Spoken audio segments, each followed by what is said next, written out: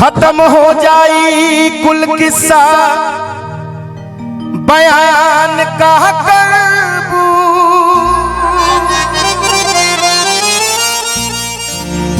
गठरिया पाप के जब लुट जाई ही न जब तोहरा रूप गुमान का करबू खत्म हो जाई कुल किस्सा बयान का करबू गठरिया पाप के जब लुट जाई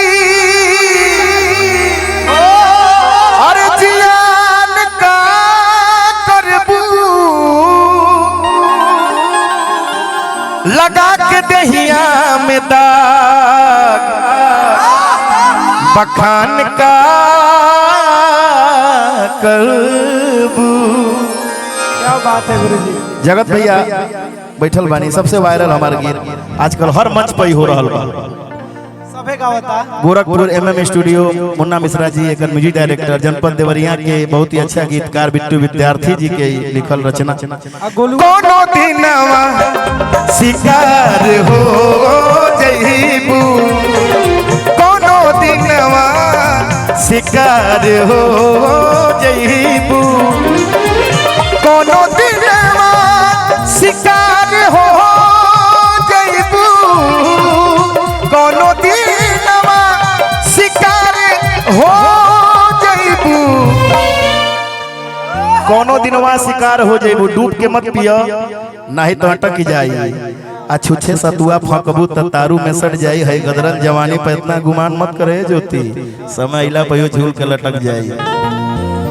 तू मेकअप में इतना सुंदर लागल हम बिना मेकअप के कितना बढ़िया बा हमरो गर्मी होता है प्रधान जी बैठे कि कोनो दिनवा अरे शिकार हो जइबू हमसे मिलबू हमार हो जइबू हमसे मिलबू हमार हो जइबू।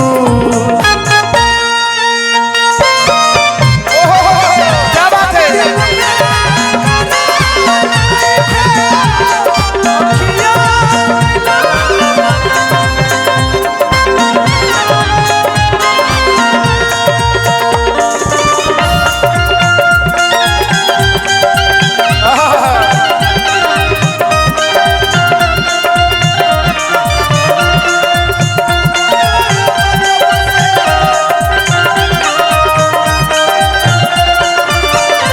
अखिया लड़ल बजब से दिल में करार नहीं थे लड़ल बजब से दिल में करार नहीं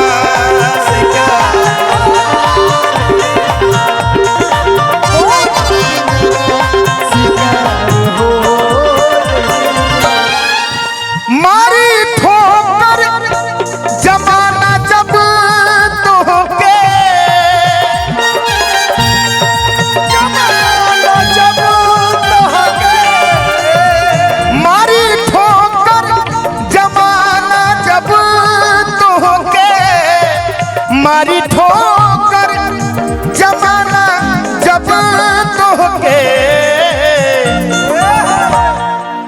अब सुनील अरे बाबू धीरे धीरे बहुत सीखत है इनको अब है पीछे ही रह के कि मारी ठोकर जमाना जब तोहके हाँ इनसे कहो हमरे घरवा के हार हो जइबू हमरे घरवा के हार हो जइबू कोनो दिनवा शिकार हो जइबू कोनो दिनवा शिकार हो जइबू हमसे मिलबू हमार हो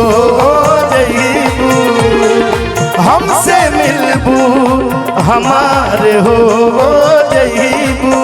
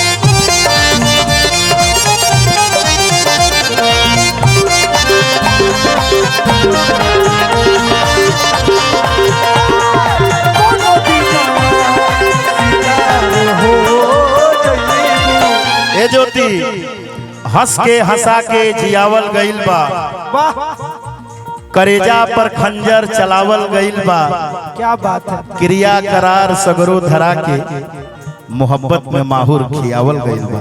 जगत भैया बैठल वाले, जगत भैया तीर दिल के पार भी हो जाएगा, जख्म खुशबूदार भी हो जाएगा।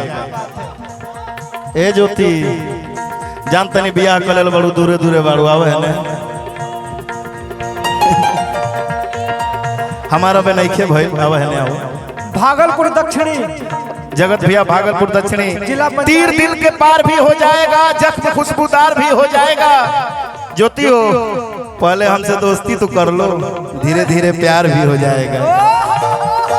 रूप के फूल जब झुलस जाई, रूप के फूल जब बितर जाई, रूप के फूल जब झुलस जाई, रूप के फूल जब झुलस जाई,